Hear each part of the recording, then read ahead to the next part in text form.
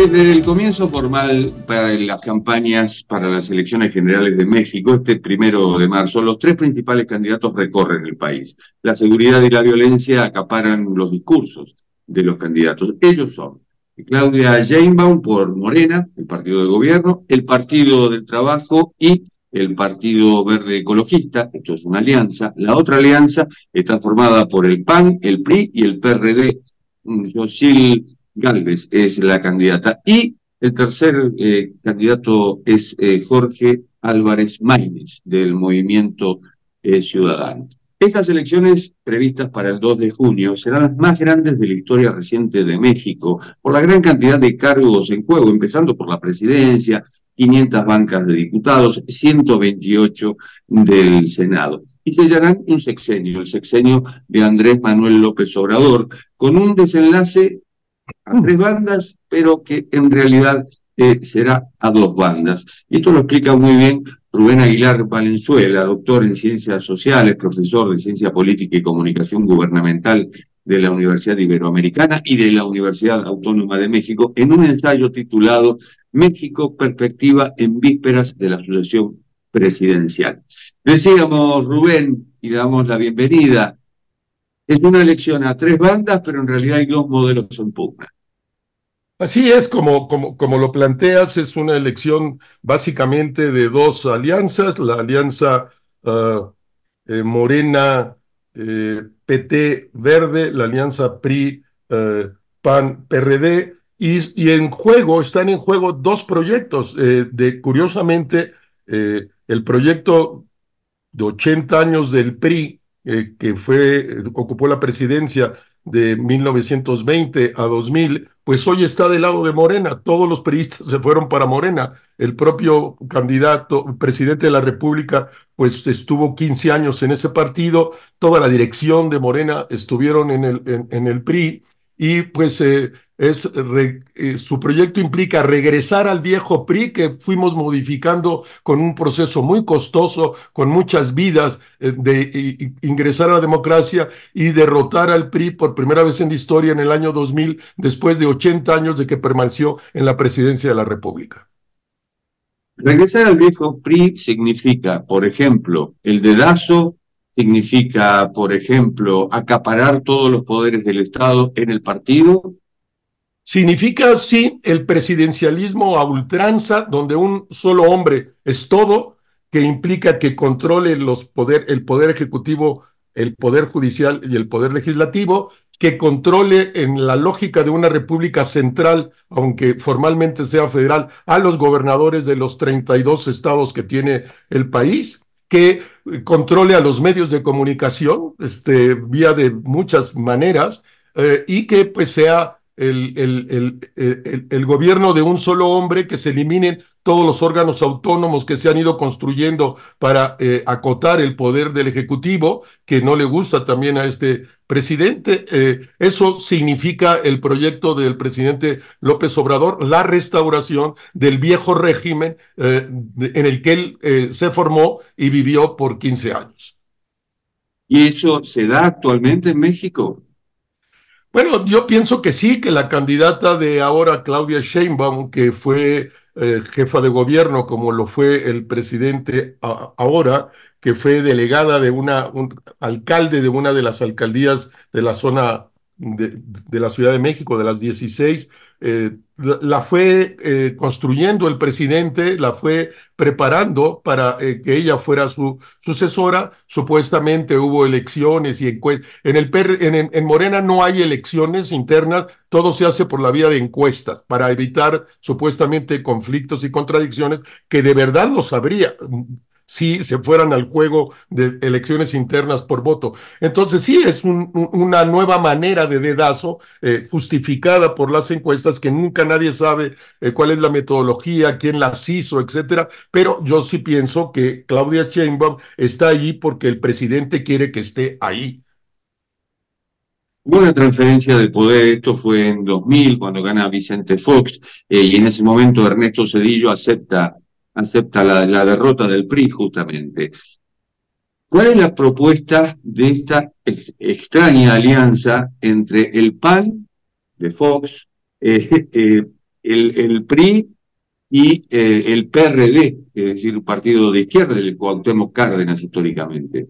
Pues sí, como tú dices, es medio raro, pues esta unión, pero al final el PRI se había transformado, había aceptado desde el año 2000, pues que había perdido la elección, fue aceptando crear un órgano autónomo electoral que el presidente ahora quisiera tener otra vez bajo control, lo ha presionado brutalmente, ha presionado brutalmente el Tribunal Electoral, que también fue una nueva creación, digamos, el PRI empezó a construir una lógica democrática con contrapesos al poder, con órganos autónomos, con apertura hacia la sociedad civil, con apertura hacia los medios, que también, obviamente, ese fue el gran proyecto del PAN una vez que llegó a la presidencia en el año 2000.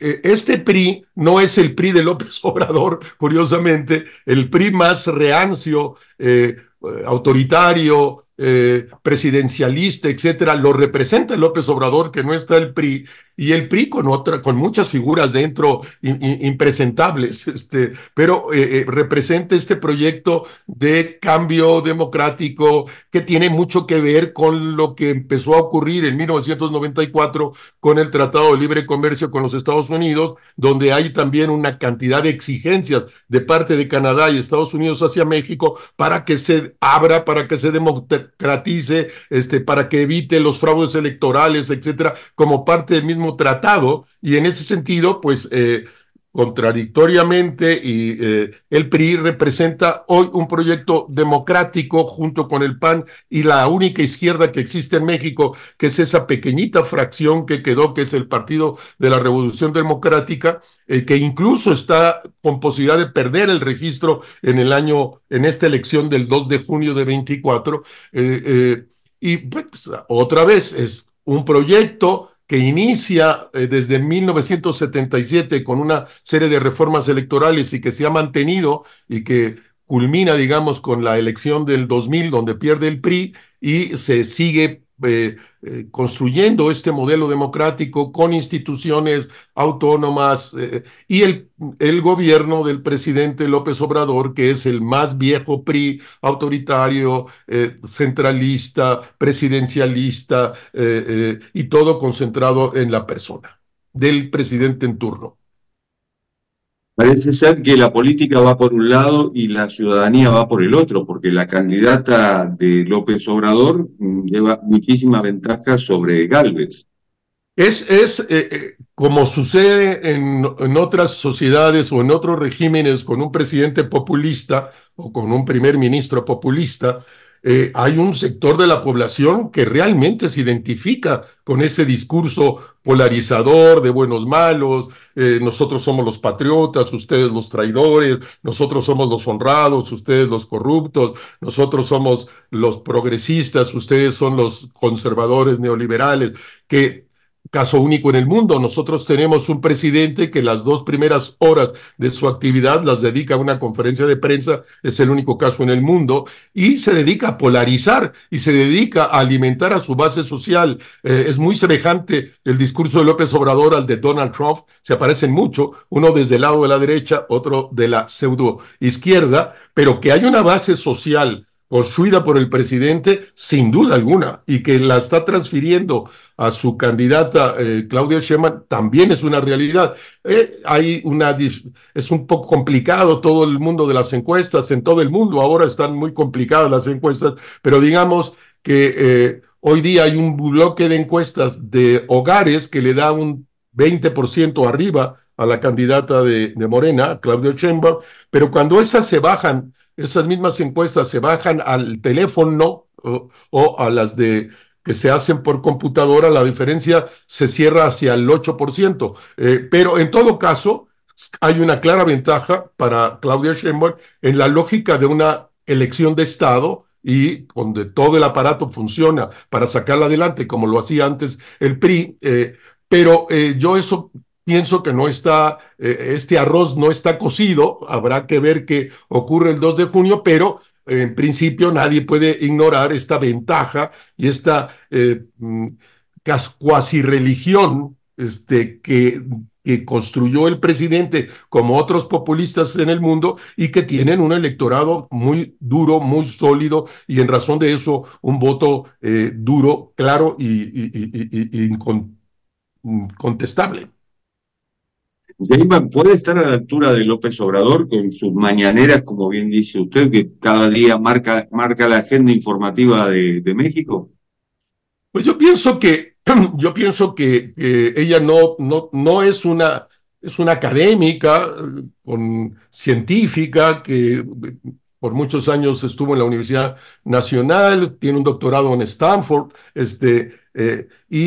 bien distinto en sus maneras al propio presidente. Entonces, no sé si pasaría algo semejante a lo de Bolivia, que el presidente que sustituye a Evo Morales, aunque era de su propio partido, pues tenía un doctorado, tiene un doctorado en economía en Harvard, y pues, su discurso no es el de un populista. Yo pienso que Claudia Sheinbaum no tiene para nada la personalidad de López Obrador, que generalmente estos populistas son muy carismáticos y tienen una manera muy particular de comunicarse, pero también es cierto que ella ha llegado ahí donde está, y ahora también en la campaña repite mecánicamente lo que el presidente dice. Es como un títere, repite y sabe que no se puede mover un centímetro, porque moviéndose un centímetro muy probablemente pues será hecha a un lado. Vamos a ver qué pasa si ella es capaz una vez con la presidencia de asumir la presidencia, o el presidente estará detrás gobernando. Por lo pronto hoy el presidente palomeó, así se llama en México, a los candidatos, los palomeó a los diputados, palomeó a los senadores, palomeó a los gobernadores, palomeó y puede todavía magistrado de la Corte, todavía lo podría nombrar antes de irse porque se vence su periodo. Entonces él tiene la fidelidad, el presidente, de una gran parte de la estructura política de Morena, que no le debe fidelidad para nada a Claudia. Claudia es irrelevante en Morena, no significa nada como fuerza de liderazgo en el partido, todo se lo debe al presidente. Puede tener, en caso de ganar las elecciones, puede tener un Congreso en contra, es decir, un Congreso dominado por la oposición. En este momento, pareciera ser, también siguiendo estas encuestas, que en ninguna de las dos cámaras habría mayoría absoluta, ni en la Cámara de Diputados ni en la Cámara de Senadores, de parte ni de Morena ni de la PRI-PAN, PRD, y para que entonces, en razón de eso, pudieran cambiar la Constitución, que se requiere de las 2/3 partes de las dos cámaras para cambiar la Constitución. Entonces, parece esto, las encuestas dicen que esto no va a ser así. Por lo pronto, también las encuestas dicen que la mayoría simple, el 50+1, lo alcanzaría la oposición en la Cámara de Senadores, y muy probablemente en la misma proporción en la Cámara de Diputados, Morena, PT, Verde podrían tener el 50+1, pero ahí hay una discusión, lo cual es muy importante, porque si en la Cámara de Diputados ganara cualquiera de las dos fuerzas, ganara el 50+1, controla el presupuesto. Y eso es fundamental. Hoy todas estas cosas que ha hecho el presidente López Obrador, el ecocidio del sureste con el Tren Maya, 7 millones de árboles talados, la refinería de Dos Bocas, un montón de cosas, pues se pudieron hacer porque él controlaba el presupuesto, porque tuvo las dos periodos. En México los diputados son por 3 años, a un presidente le tocan dos cámaras, pudo tener el control y poder hacer los presupuestos como él quiso, pero nunca pudo cambiar la Constitución porque nunca tuvo la mayoría absoluta en las dos cámaras. ¿Cuánto influye, Rubén, algo que lamentablemente es noticia cotidiana de México, que es la violencia y el narcotráfico, obviamente?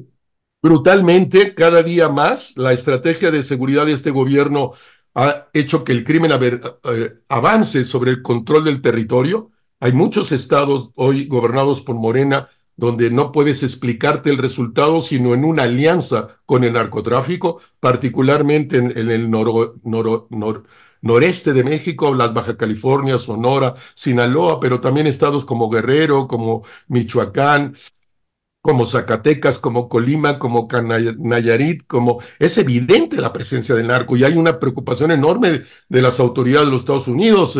Hay una declaración de meses atrás del jefe del Comando Sur del Pentágono, donde en una declaración en el Senado dijo que el 30% del territorio de México estaba bajo control del crimen organizado. Es difícil cuánto, pero el hecho es que nosotros tenemos 91 homicidios dolosos todos los días, en promedio desde que llegó este gobierno, que suman como 36,000 asesinatos al año, 11 feminicidios, 28 desaparecidos, todas estas estadísticas diarias, es brutal. Nunca había habido un sexenio tan violento en la historia mexicana como este sexenio, y ahorita ya llevamos, a partir de que arranque el proceso electoral, hacia septiembre del año pasado, al día de hoy, llevamos 40 y tantos, 40, 42 candidatos asesinados, ¿no? Y decenas que pueden llegar a las 200, 250 en este momento, que han abandonado la intención de participar por temor al asesinato de parte del crimen organizado. Es una realidad brutal. Antes del 2018 era evidente la participación del narcotráfico en las presidencias municipales, en las alcaldías, pero nunca en las gobernaturas. Se abrió un nuevo horizonte en 2018, donde el narcotráfico participó de manera decisiva en el resultado electoral a partir de 2018. Es un enorme, gigantesco problema. Hemos perdido como Estado-nación control de parte del territorio a partir de la estrategia de seguridad de este gobierno, que se concentra en dos grandes principios que repite el presidente: abrazos y no balazos a los narcotraficantes, y no usemos de la fuerza pública porque la fuerza pública genera más violencia. Está en su cabeza muy probablemente lo que se llamó la Pax Narca del PRI. Estoy hablando de décadas atrás, donde pues era evidente, el narco tenía una presencia en los dos, el cartel del Pacífico y el cartel del Golfo, subían la droga hacia los Estados Unidos, pero no había una gran violencia. Pero eso cambió de manera notable cuando el presidente Calderón abrió lo que llamó la guerra contra el narcotráfico. Se desacomodó la vieja lógica y es imposible volver a esa vieja lógica. Es sin duda para mí el más importante problema que hoy tiene México, es la presencia, la acción y la expansión del crimen organizado en el territorio y en un conjunto de por lo menos 30 actividades comerciales que están bajo control del crimen organizado en diversas zonas del país. México, perspectiva en vísperas de la sucesión presidencial, se titula el ensayo de este señor, Rubén Aguilar Valenzuela, al que le agradecemos mucho su participación. No, gracias a ti, muy buen día a quien nos escucha. Muchas gracias. Y esto ha sido Cuarto de Hora, el programa de Cadal TV, que pueden ver en YouTube y también en el canal E de Buenos Aires. Nos reencontramos en la próxima. Chao.